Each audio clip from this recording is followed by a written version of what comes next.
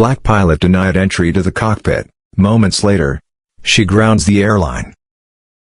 Naomi Carter's dream was never small.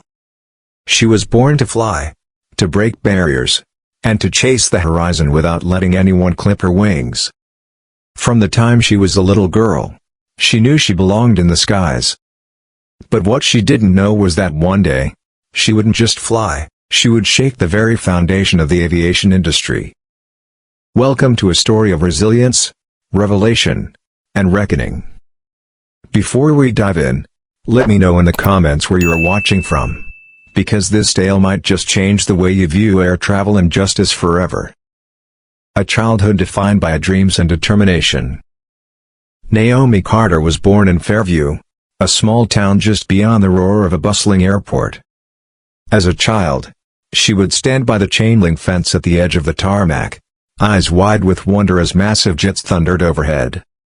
She could feel the vibrations beneath her feet, the rush of air as planes ascended into the sky. To Naomi, flying wasn't just about getting from one place to another, it was about freedom. Her grandmother, a strong and determined woman, had seen many battles in her lifetime.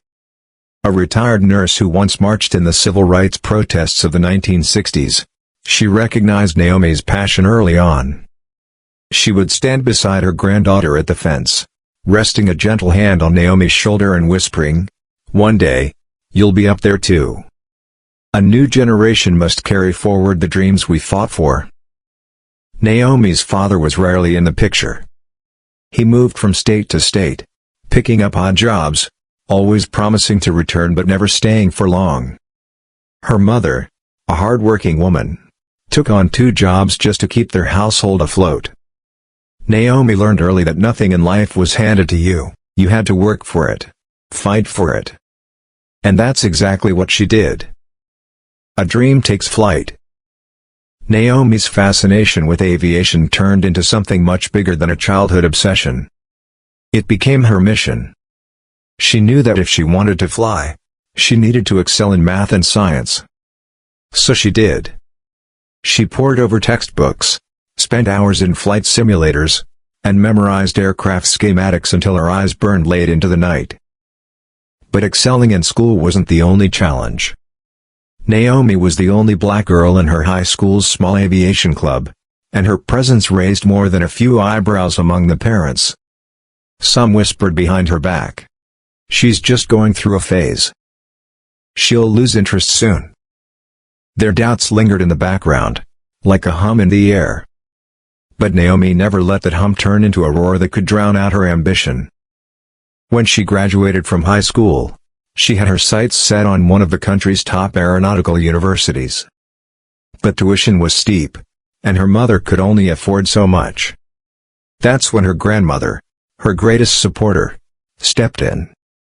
With her encouragement, Naomi secured a scholarship, one that would set her on the path toward her ultimate goal: becoming a commercial airline pilot. A new world, an old struggle. The day Naomi stepped into the lobby of her flight school, suitcase in hand, she felt the weight of expectations pressing down on her. This was it, the beginning of everything she had worked for.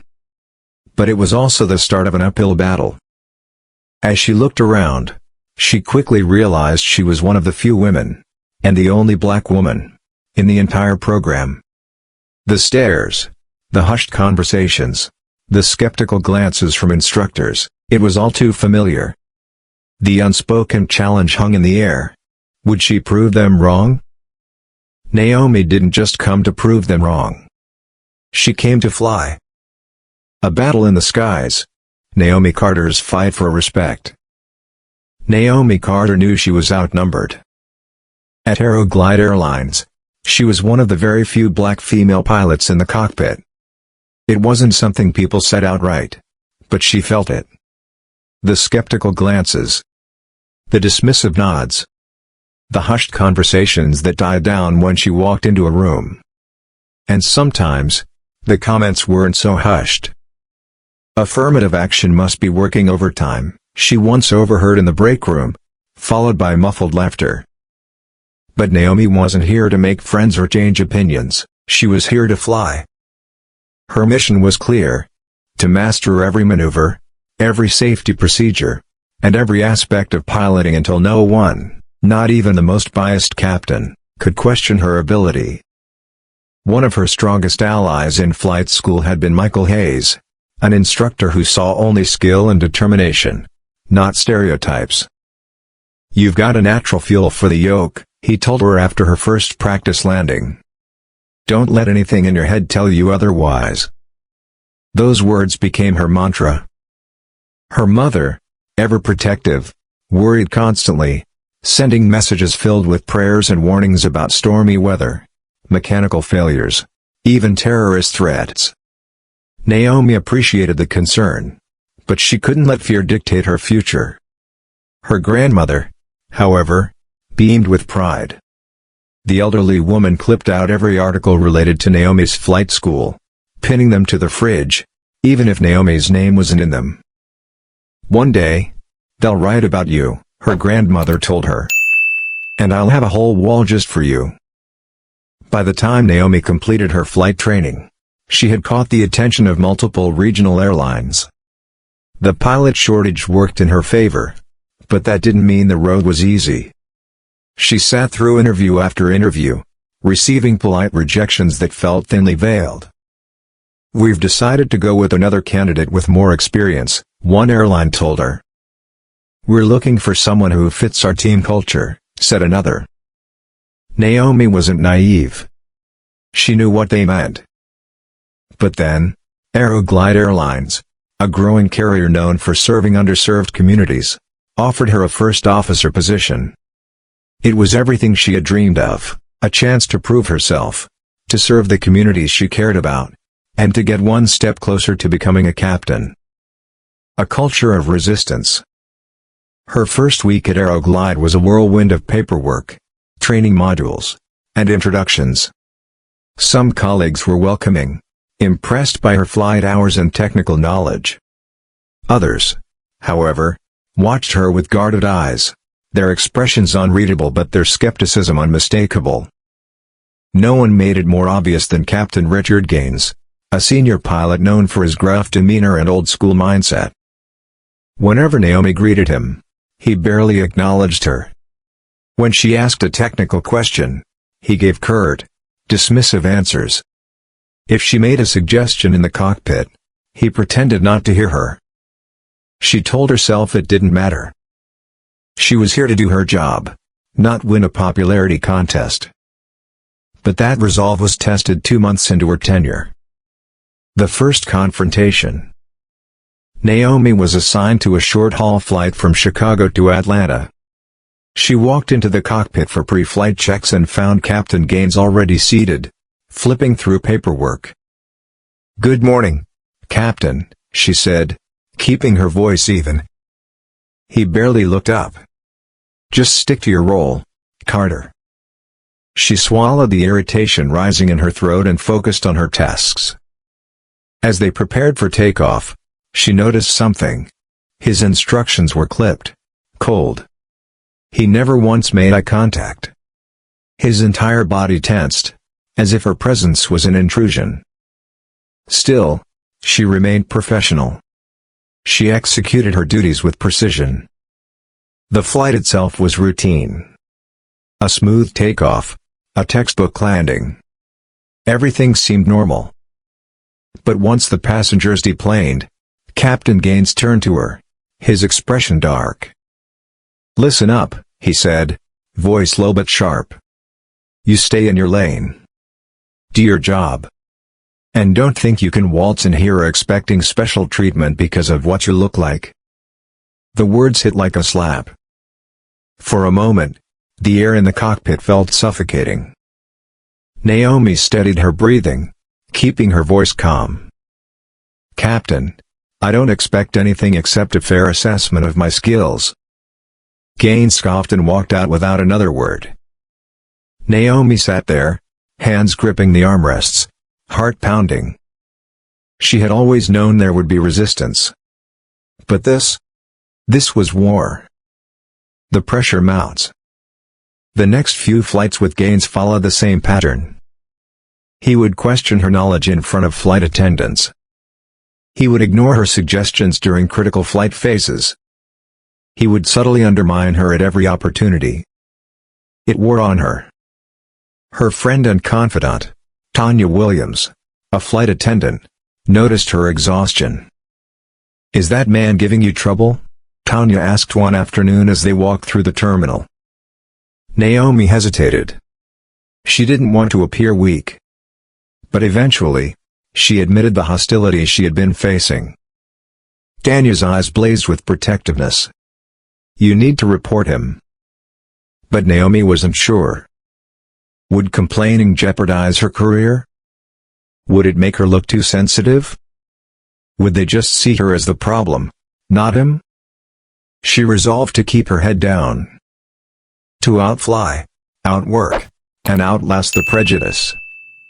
But a seed of resentment had been planted. A reckoning on the horizon. Weeks turned into months. Naomi racked up flight hours with different captains. Some were courteous and professional. Others were aloof but not openly hostile. She built a reputation as a dependable first officer. Yet the tension with Gaines persisted. Every time their schedules intersected, it felt like a battle of wills. Through it all, Michael Hayes remained her rock. He had since become a contract pilot with Aeroglide and often flew in and out of the same terminals. One evening, after a particularly draining shift, she ran into him in the pilot's lounge. "You look exhausted," he said. She exhaled. "It's Gaines." Michael's jaw tightened. "That guy's been like that for years. But listen, adversity is a stepping stone. You just have to decide whether to step up or step away." Naomi knew the answer. She had come too far to be pushed aside. But the storm that was brewing at Aeroglide wasn't just about Gaines. There was something worse lurking beneath the surface. Naomi had started noticing discrepancies, small things at first. Maintenance delays. Technicians grumbling about rushed inspections. Flight attendants whispering about strange electrical issues. Something wasn't right. And Naomi Carter, whether Aeroglide liked it or not, was about to uncover the truth. A crisis in the making. Naomi Carter's moment of truth. Naomi Carter knew turbulence when she felt it, both in the air and on the ground. One particular flight with Michael Hayes at the helm had been an unexpected confidence boost. The route had been treacherous, forcing them to navigate through thunderstorms, requiring split-second decision-making. Naomi handled the approach flawlessly, executing a textbook landing despite fierce winds. As they taxied to the gate, Michael turned to her and said, "You've got the instincts of a seasoned pilot. Don't let the negativity weigh you down. Just keep doing what you do best." His words stayed with her, steadying her against the undercurrents of doubt and hostility she faced daily. Having one trusted colleague who saw her skills, not her gender, not her race, meant everything. But even that couldn't distract her from what she was beginning to notice at Aeroglide Airlines. A troubling pattern emerges. It started small. Maintenance delays were becoming more frequent. Technicians grumbled about outdated parts and rushed inspections. Naomi overheard mechanics muttering about cost-cutting measures that didn't sit right. The uneasy chatter in break rooms, the hurried way ground crew dismissed questions, it all set off alarm bells in her mind. Aviation was built on rules and procedures. Safety wasn't optional, it was the foundation of the entire industry. Any lapse, no matter how minor, could mean disaster.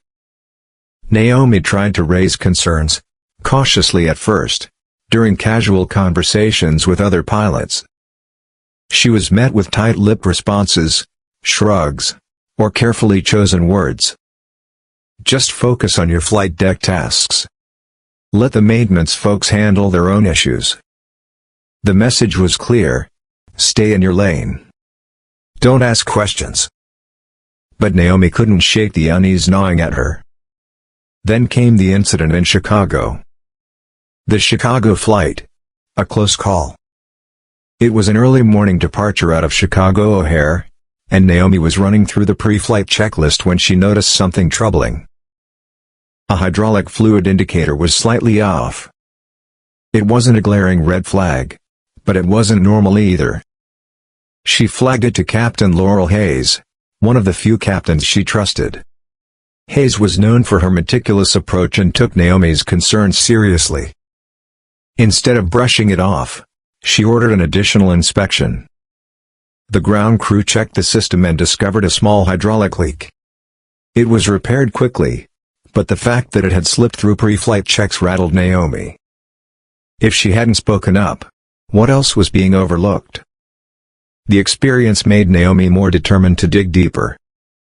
She started discreetly talking to various staff members, mechanics, flight attendants, gate agents, trying to understand how Aeroglide was really handling safety. Some opened up about frustrations with corporate pressure to keep turnaround time short. Others clammed up, fearful of repercussions. She was torn. She had a professional duty to report potential violations, but she also knew she was already a target. As a black female pilot in a male-dominated space, blowing the whistle could get her labeled as difficult or a troublemaker. The union investigation. Around the same time, Tanya Williams came to Naomi with troubling rumors circulating among flight attendants. Several had raised concerns about recurring electrical issues on older aircraft. Flickering cabin lights. Unresponsive overhead controls. A lingering burnt smell in some flights. Individually, these incidents seemed minor. But together, they painted a dangerous picture. Tanya mentioned that Victoria Adams, a union representative, was secretly gathering data on safety anomalies, trying to force the airline to address them before it was too late. Naomi listened with a growing sense of urgency.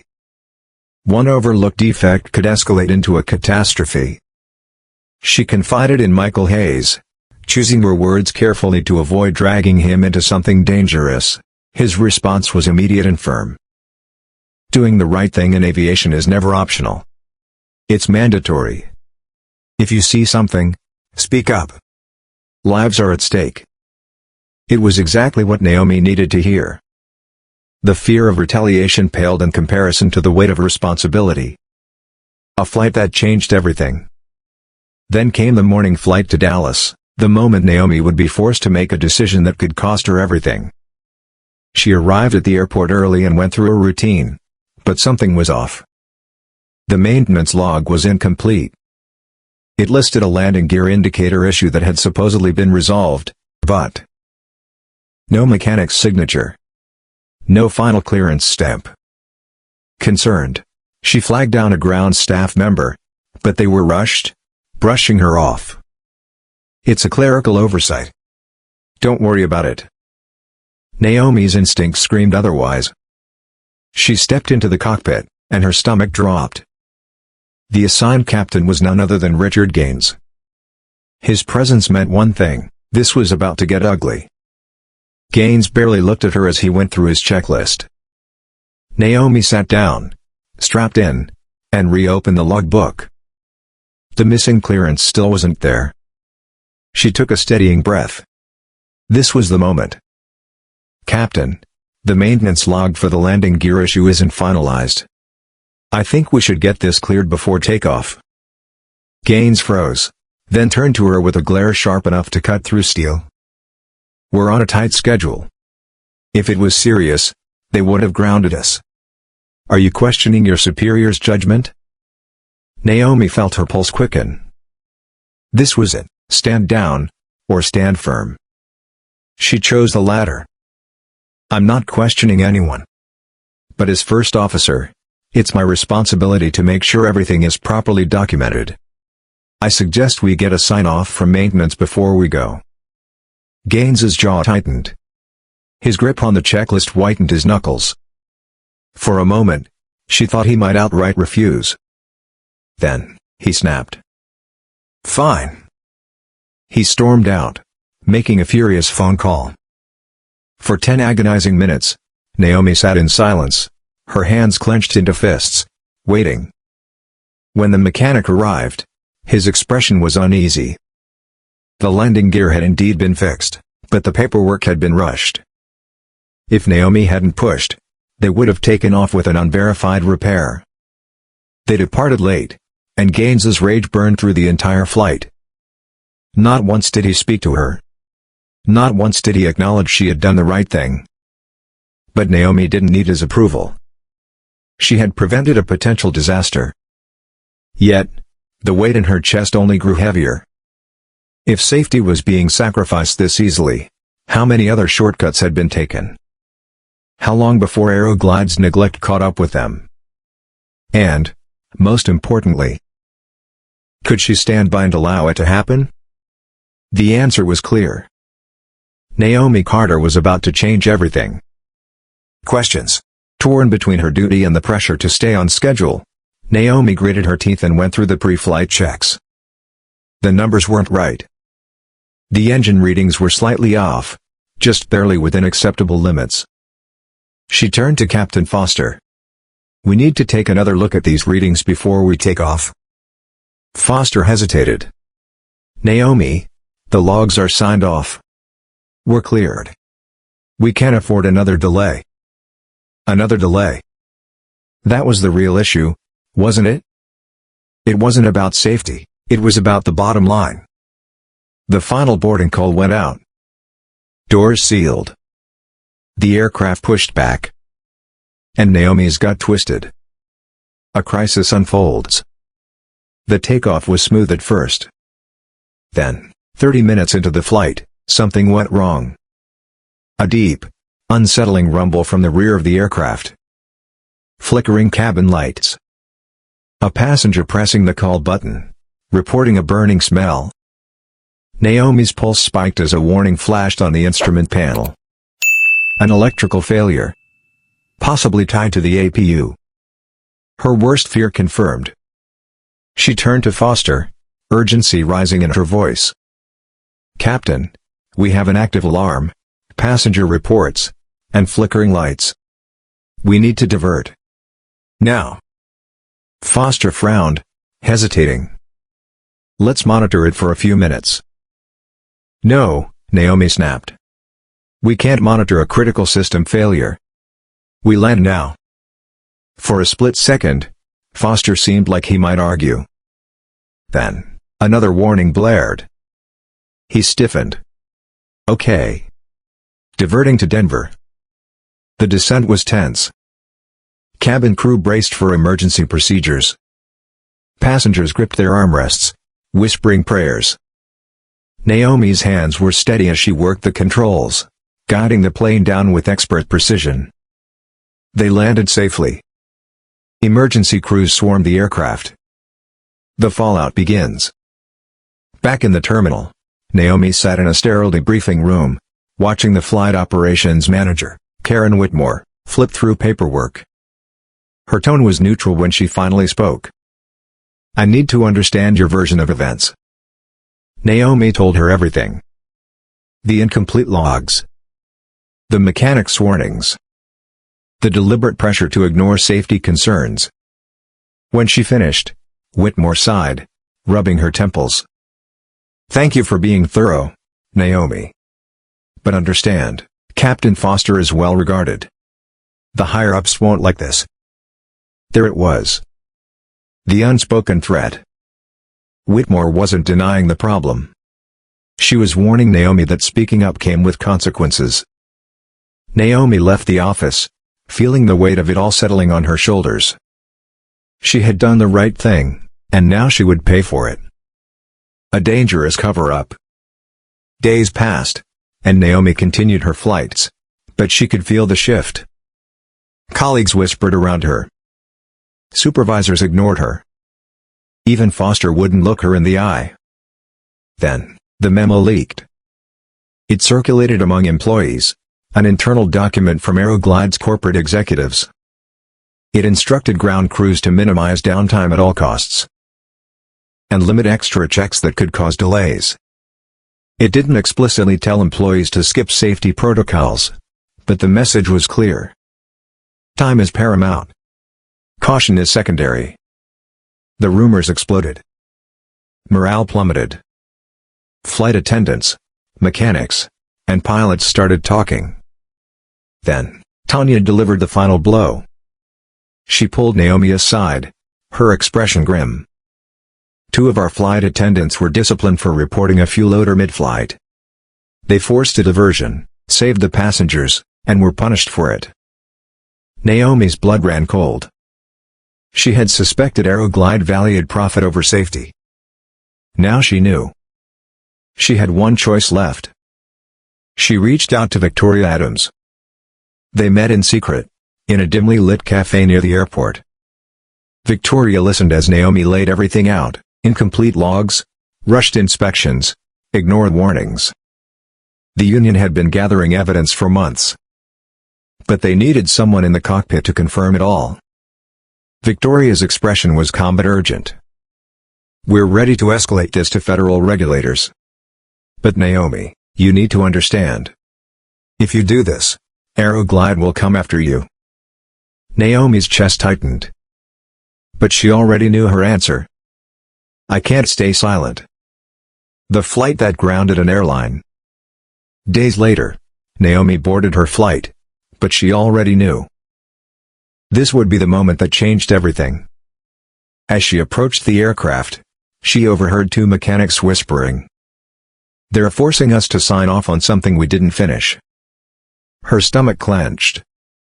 In the cockpit, she checked the maintenance logs. Something was missing. Again. She turned to Captain Daniel Holt. "Captain, this log is incomplete." He frowned. "Naomi, we don't have time for this." She stared at him. "We are not taking off until we verify this fix." Holt's jaw tightened. He stormed off. For 10 agonizing minutes, Naomi waited, her hands clenched. Then, a mechanic arrived. The issue had not been fully repaired. If Naomi hadn't stood her ground, they would have taken off with a faulty system. The flight was delayed. The corporate backlash was swift. But the damage was done. The FAA launched an emergency investigation. And within days, Aeroglide Airlines was grounded. The whistleblower's reckoning. Naomi became a national figure overnight. Some hailed her as a hero. Others called her a traitor. Aeroglide smeared her name, accused her of sabotage, but it didn't matter. Because other employees started coming forward. Pilots. Flight attendants. Mechanics. They all spoke out, revealing the culture of negligence Aeroglide had built. The FAA investigation intensified. Executives resigned. The CEO was fired. And Aeroglide? Shut down indefinitely. Naomi faced lawsuits, media attacks, threats. But she stood firm. She fought back, and won. Aeroglide was forced to implement new safety policies. And Naomi? She got her job back. But this time, on her terms. The flight that changed everything. Months later, Naomi stepped into the pilot's lounge. Some avoided her. Some nodded in quiet respect. She had earned her place. And when she finally took off on her first flight as Captain Naomi Carter, she smiled. Because no one would ever silence her again. Naomi felt the weight of the moment as the final boarding call echoed over the intercom. With a quick glance at the instrument panel, she checked the pre-flight logs one last time. Everything appeared in order, but her instinct screamed that something was off. The engine readings, though within acceptable limits, weren't exactly what they should have been. She tried to ignore the gnawing feeling in her gut. The routine of her job, the familiarity of the aircraft, the checklist, had always been her anchor. But today felt different. As the last few passengers boarded the aircraft, Naomi found herself torn. Her duty to the airline, to get the flight out on time, to keep things moving, was at odds with her responsibility as a pilot to ensure the safety of everyone on board. She glanced over at Captain Foster, who had already begun running through the pre-flight checks, looking unfazed. Naomi cleared her throat and spoke up. "Captain, I'm noticing some irregularities with the engine readings. Could we double-check the system before we take off?" Foster turned toward her, his face unreadable.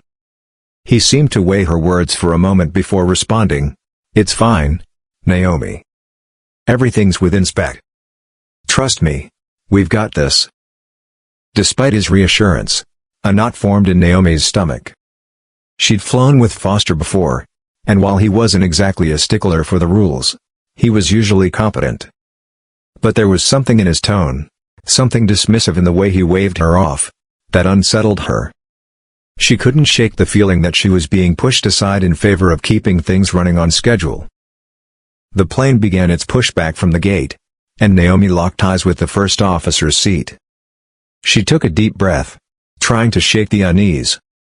The taxi out to the runway was smooth, and takeoff went as planned, but as the aircraft climbed higher, the unease in her chest only grew. Suddenly, there was a deep rumble from the back of the plane. The flight attendants, visibly rattled, reported flickering cabin lights, and Naomi's gaze was immediately drawn to the flashing warning lights on the control panel. A burning smell wafted through the cabin, and a passenger near the rear reported the odor.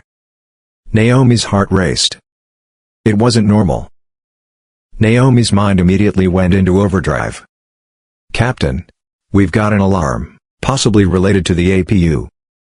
I'm also hearing reports from the cabin." Foster's response was cautious. "Let's monitor it for now.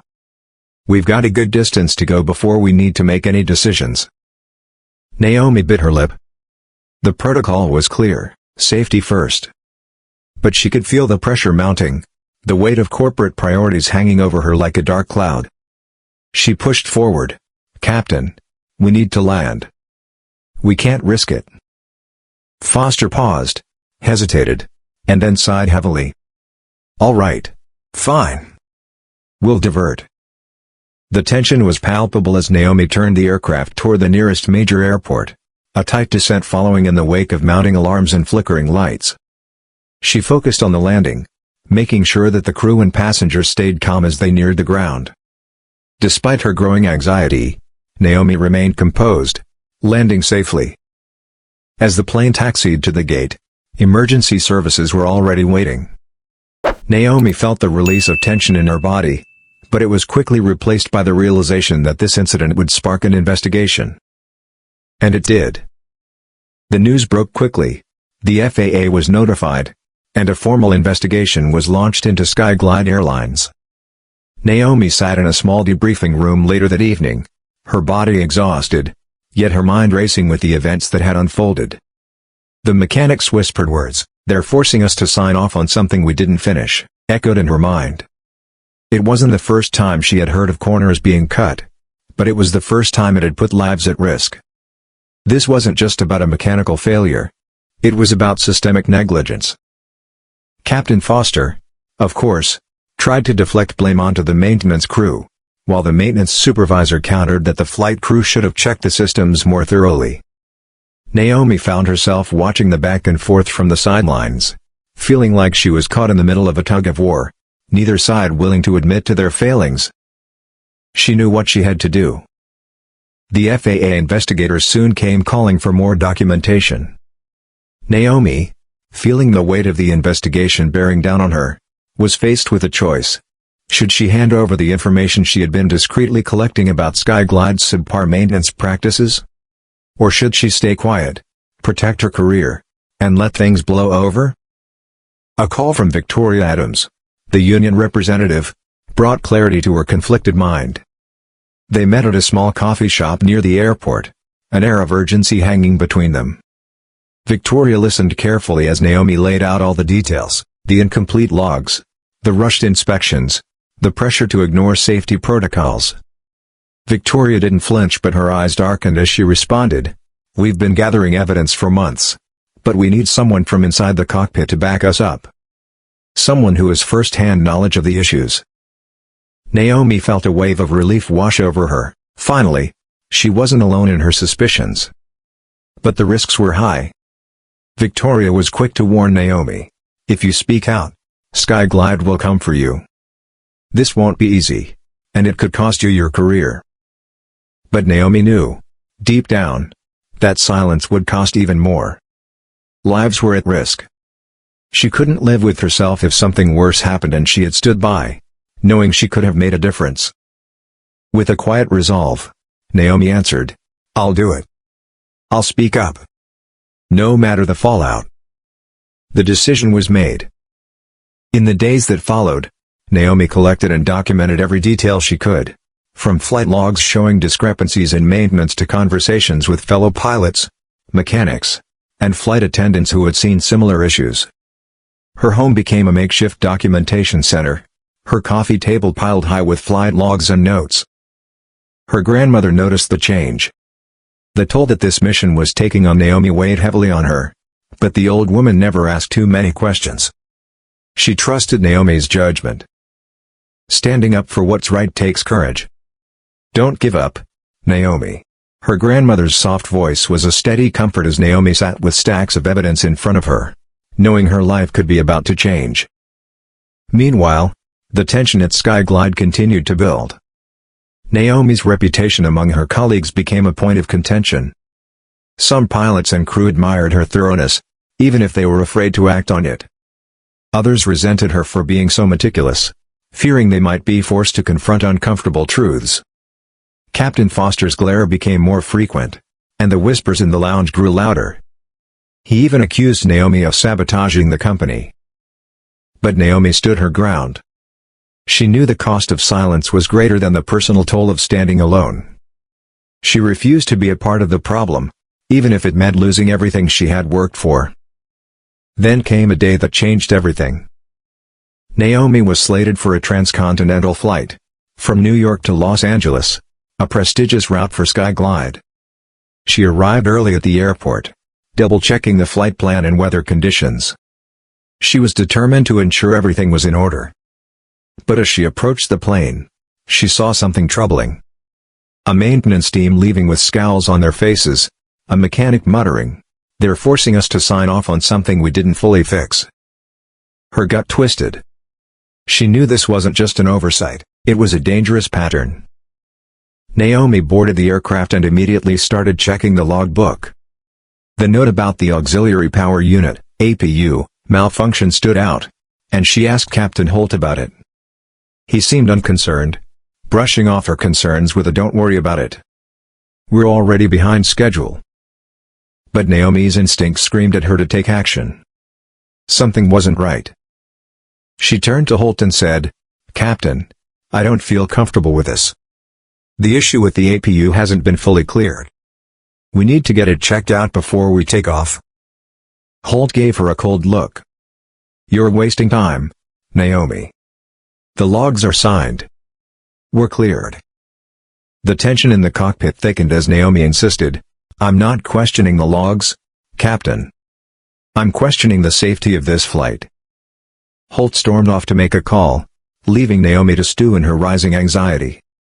Minutes later, a mechanic arrived and confirmed that the APU hadn't been fully repaired. The plane was unsafe. They were grounded. But it wasn't just the APU, it was a company-wide issue. Naomi's quiet resistance had sparked a public crisis. As news spread of the unscheduled landing and the FAA investigation, Skyglide faced an unprecedented reckoning. The stakes were higher than ever. Be done. As the months went by, the change within Skynova Airlines began to take shape, albeit slowly. The cultural shift was not immediate, but there was a palpable difference among employees. Many who had been indifferent, or even hostile, to Avery's actions, began to realize the necessity of what she had done. They saw the consequences of cutting corners, and more importantly, they saw the results of standing up for what was right. Avery's courage had set the tone for a new chapter not only in the company but in the entire aviation industry. It was during this time that Avery's role as a leader within the company and the industry started to solidify. Invitations flooded in, industry conferences, universities, and advocacy groups, all wanted to hear from the woman who had exposed deep-rooted flaws in one of the largest airlines. Avery had become a trailblazer, She spoke with passion about the necessity of upholding rigorous safety standards, about the dangers of corporate greed, and the urgent need for diversity and inclusion in the aviation industry. One of the most pivotal moments came during a talk at a prominent aviation conference where she shared her personal story. She recounted how one seemingly insignificant act, being denied entry to the cockpit because of her race, had snowballed into a massive scandal that ultimately exposed not just the bias in the industry but also the systemic issues within the airline itself. Her story resonated with many in the room, from young pilots to senior executives, who saw the challenges she faced as more than just her personal struggle. They saw it as a call to action for the entire industry. Meanwhile, the FAA's audit into Skynova's operations was far from over. But the outcome was already clear. Skynova would have to meet stringent requirements before being allowed to fly again. The airline would need to replace faulty parts, implement reliable oversight systems, retrain staff on safety protocols, and undergo mandatory sensitivity training to address racial bias and workplace harassment. Bianca, ever loyal, kept Avery updated on the ongoing changes within Skynova. She described how the training sessions and the renewed hope among the employees were palpable. Everyone was on edge, uncertain whether the airline could survive such a drastic overhaul, but Avery could feel the cautious optimism starting to build. When the agreement was finally reached between Avery's legal team and Skynova, it included not just a financial settlement for lost wages and emotional distress, but more importantly, corporate reforms that would affect everyone in the company. Avery chose to return to her position as a pilot, but only under the condition that Skynova stick to its promises. She knew that holding the company accountable meant following through on the changes that were promised. The first time Avery returned to the pilot lounge after her suspension, she was met with a mixed response. Some employees offered applause, while others nodded respectfully. Those who had once doubted her now understood the significance of her actions. She had become more than just a pilot. She had become the catalyst for a necessary revolution within the industry. The airline was far from being completely restored, but the grounding was lifted in increments as the FAA cleared parts of the Skynova fleet. Avery was assigned to newly inspected aircraft flying under revised protocols.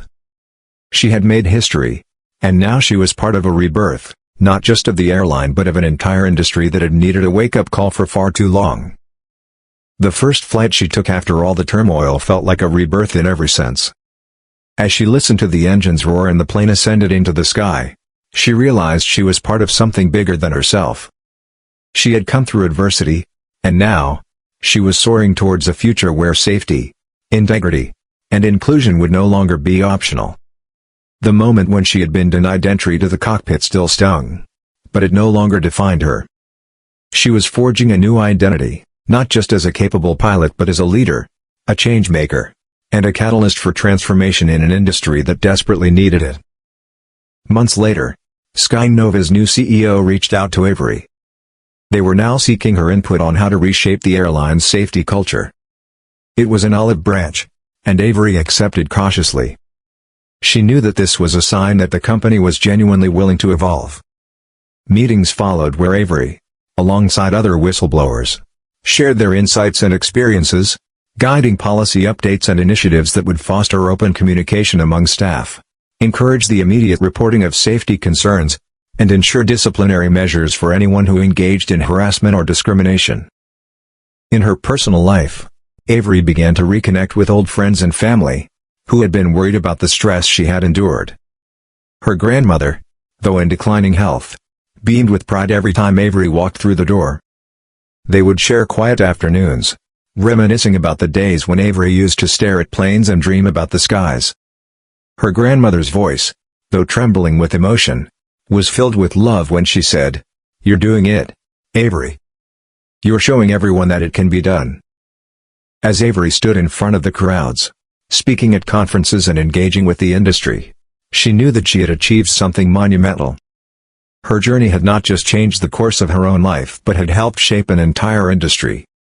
With each passing day, she continued to see small victories, a positive change in culture, a shift in mindsets, and a renewed commitment to safety, integrity, and diversity. These were the things that mattered most. Avery's story, which began with the pain of discrimination and the denial of entry to the cockpit, had blossomed into a story of courage, integrity, and reform. She had turned the impossible into the inevitable. And as she looked out over the expanse of the sky, she knew that there was nothing she couldn't achieve. Forgot the price she paid. She often reflected on the sleepless nights, the constant doubt, the racial slurs, and the looming threat of losing everything she had worked for. Despite the public recognition and the shifting corporate culture, there was a part of her that could never erase the scars from the journey she had endured. Yet, she never let those scars define her. They served as a reminder of what she had fought for, not just for herself, but for everyone who followed after her. In her personal life, Avery found solace in the small moments. Her relationship with her grandmother, whose health had continued to decline, became even more precious. Her grandmother had been her rock throughout the most difficult times, and as Avery continued to rise in her career, she often found herself cherishing the quiet afternoons spent together. Her grandmother, even as her health deteriorated, continued to share her pride in Avery's accomplishments. The soft voice that had whispered words of encouragement when Avery was young now trembled with emotion every time she looked at her granddaughter. "You're doing it, Avery," she would say, pride shining in her eyes. "You're showing everyone that it can be done." Avery didn't take that lightly.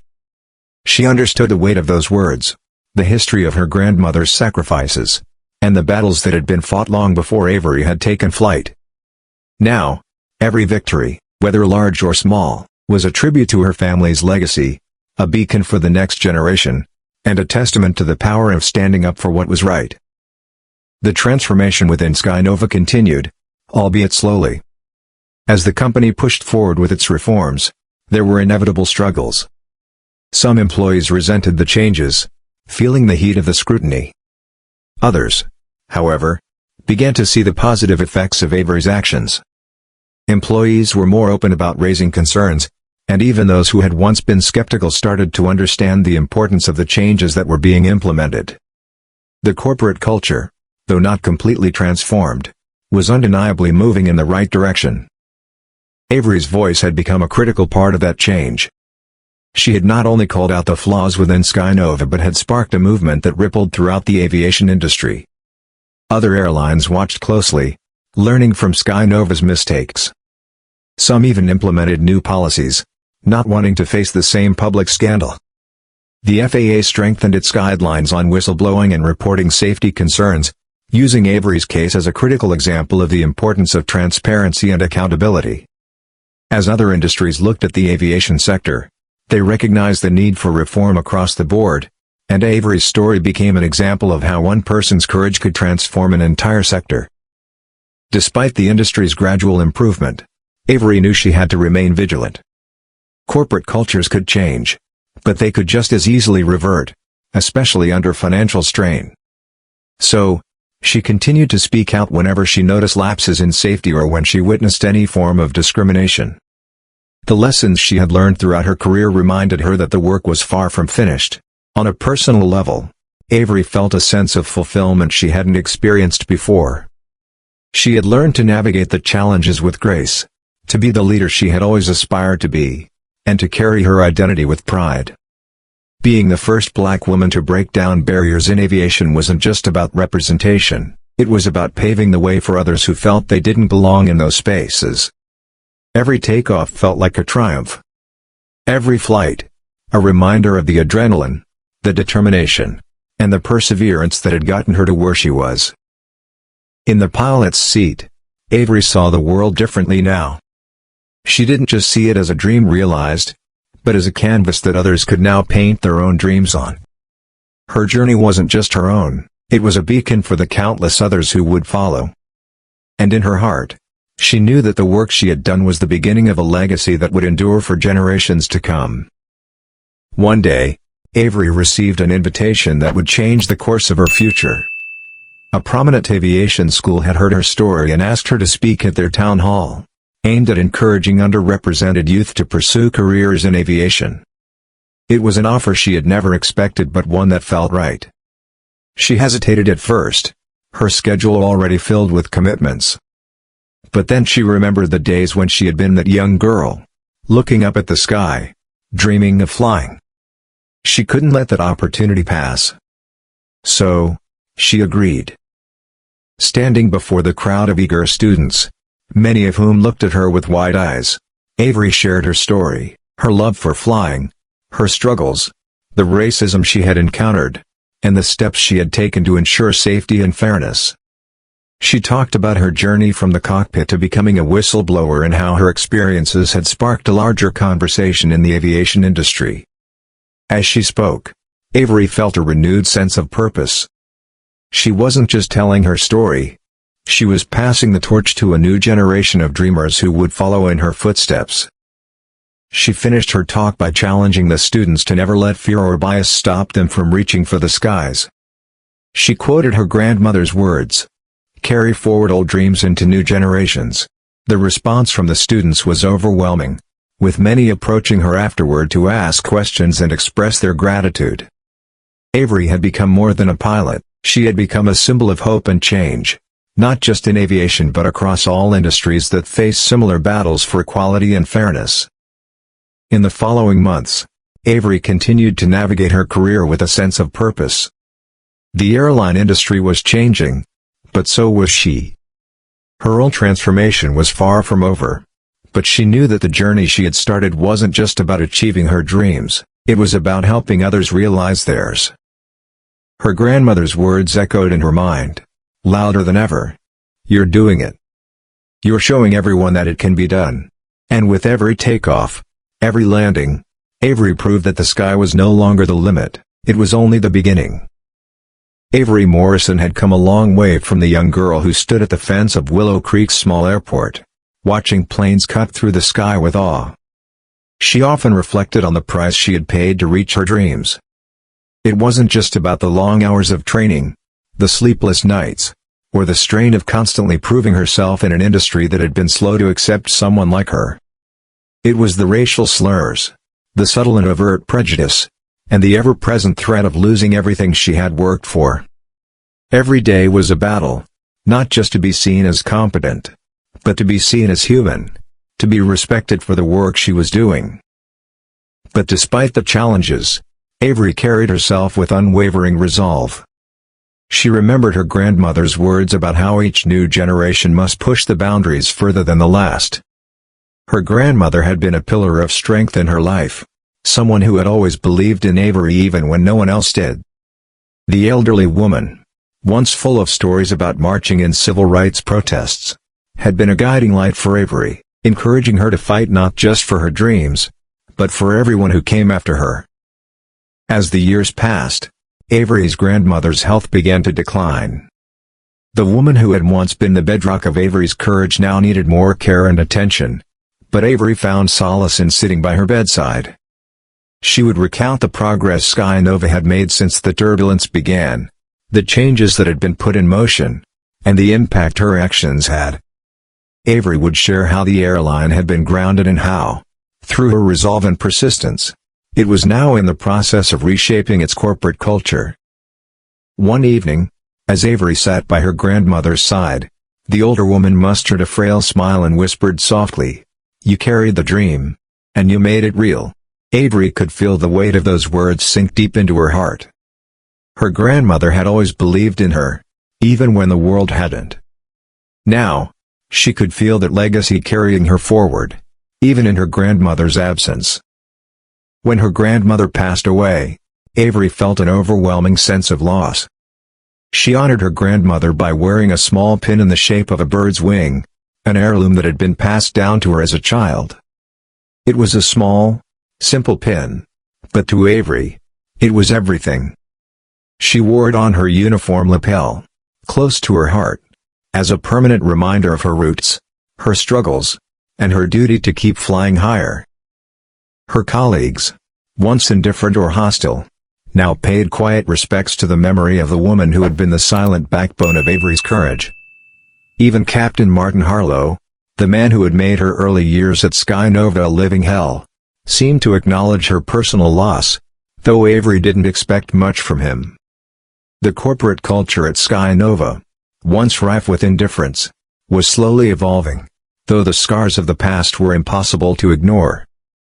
Though the airline had resumed operations and flights were allowed back in the air, the lessons Avery had learned were never far from her mind. Every pre-flight check, every safety briefing, and every conversation in the pilot lounge carried more weight. People began to understand that ignoring problems was no longer an option, not when the stakes were so high. The airline's leadership recognized that the transformation of its culture was vital to its survival. The company started branding itself as a cautionary tale, a corporation that had emerged stronger from adversity. Skynova's newfound commitment to safety and transparency became its new identity. And Avery, the woman who had once been denied entry to the cockpit, was now a symbol of that transformation. A final flourish of fate came when Avery was promoted to captain after completing the required flight hours and evaluations. It was a modest promotion ceremony, a few colleagues gathered in a small break room, but as she slipped on her new captain's stripes, Avery felt an indescribable sense of achievement. The promotion wasn't just a symbol of her professional success, it was a triumph over every barrier she had faced. She thought back to that young girl pressing her face against the chain-link fence, dreaming of touching the clouds. She whispered a silent prayer of thanks, grateful for the journey that had led her here. But as she looked ahead, she felt a renewed sense of purpose. In her cockpit, no one would ever be denied the respect they deserved. That was her commitment. Her first flight as captain was a short jaunt to a regional airport, but it felt monumental. Seated in the left seat for the first time, Avery performed the captain's checklist with steady hands, while a younger first officer looked on with admiration. As the engines roared to life, Avery guided the plane down the runway and lifted off. It felt like a rebirth. She soared into the sky, carrying with her the memories of her struggles, the affirmations of justice, and the promise that no one would be silenced again. Over the next few months, the airline's schedule stabilized. Passengers gradually regained trust in Skynova, and the media began to cover the airline's rebirth, featuring interviews with both leadership and employees who had witnessed the turnaround. Avery's name popped up frequently, often accompanied by phrases like courageous pilot or whistleblower hero. She accepted the accolades humbly, always emphasizing that it was a collective effort, a result of the sacrifices made by many to reshape something as complex as an airline's culture. In the years that followed, Avery became a beacon for other pilots and employees within the aviation industry. She networked with pilots from different carriers, sharing best practices for reporting concerns and advocating for diversity and inclusion. She participated in panels discussing unconscious bias and how it could jeopardize communication in high-stakes environments like aviation. Her presence became a strong counter-narrative to the idea that the cockpit was reserved for a specific race, gender, or background. She wanted the next generation of pilots to see her and think, "That could be me." Avery's journey had evolved. It had started as a story of exclusion, adversity, and danger, but it had transformed into one of redemption, renewal, and change. She had been denied the cockpit, but through her insistence on integrity and her willingness to expose wrongdoing, she had reshaped an airline from the inside out. In doing so, she had not only fulfilled her own childhood dream of flight but also ignited the dreams of countless others who saw in her a reflection of their own aspirations. Time never fully erased the bitter memories of her confrontations with figures like Captain Harlow or the haunting awareness that negligence had lurked behind the polished facade of safety. But each time Avery guided a plane through turbulent skies to a smooth landing, she reaffirmed her oath to protect every soul on board. She championed transparency and vowed never to let prejudice ground the brightest of wings. Her journey had proven that even in the most rigid of spaces, one determined individual could force open the doors and ensure that the freedom of the skies belonged to everyone. Her story was no longer just about the battles she had fought, but about the legacy she was building for future generations. Avery knew that the work was far from over, and she would continue to fight for what was right. But as she flew through the skies, she felt a sense of peace that she had never known before. She had changed not just her life, but the lives of others, and with every flight, She honored the promise she had made to her grandmother, to her colleagues, and to herself. The skies were no longer just a place of dreams, they were a place of equality, opportunity, and hope for everyone who dared to reach for them. Avery Morrison's journey is a powerful reminder that true change comes not from conforming to the status quo, but from challenging it with unwavering integrity and courage. Her story teaches us that standing up against wrongdoing, especially when it feels like the world is against you, can make a profound impact, not just on your own life but on the lives of countless others. Avery's determination to expose safety violations in the airline industry was not just about ensuring her career success, it was about making aviation a safer, more inclusive space for future generations. Her willingness to face discrimination head-on, despite the risk to her career and personal well-being, shows that standing up for what is right often involves sacrifice. Yet, her perseverance demonstrates that one person's voice can spark a movement that reshapes an entire industry. Avery's commitment to transparency, safety, and equality emphasizes the importance of speaking out when something is wrong, even if it means going against powerful institutions or facing personal backlash. Her courage to expose the truth, even at the risk of alienating colleagues and jeopardizing her own job, ultimately led to a significant cultural transformation within Skynova Airlines. Through her actions, Avery taught us that real leadership isn't about titles or accolades. It's about having the strength to act with integrity and hold others accountable, even when it's the hardest thing to do. The lesson is clear. Integrity and justice must always be prioritized over convenience or fear of retribution. Avery's experience also highlights how systemic problems can be tackled by empowering the voices of those who have been marginalized, and how meaningful change can be driven by those who dare to dream of a better future. In the end, Avery's story is a beacon of hope, showing us that when we stand together, we can rewrite the rules, change the narrative, and ensure that the future is one of fairness and opportunity for everyone. If you were inspired by Avery's story and the powerful lessons about integrity, courage, and standing up for what's right, make sure to give this video a thumbs up. Don't forget to share it with your friends and family so they can also learn from her incredible journey. We'd love to hear your thoughts in the comments below. What part of Avery's story resonated with you the most? And if you haven't already, make sure to hit that subscribe button and ring the notification bell so you never miss out on more inspiring stories like this one. Your support helps us continue bringing you impactful content. Thank you for being part of our community.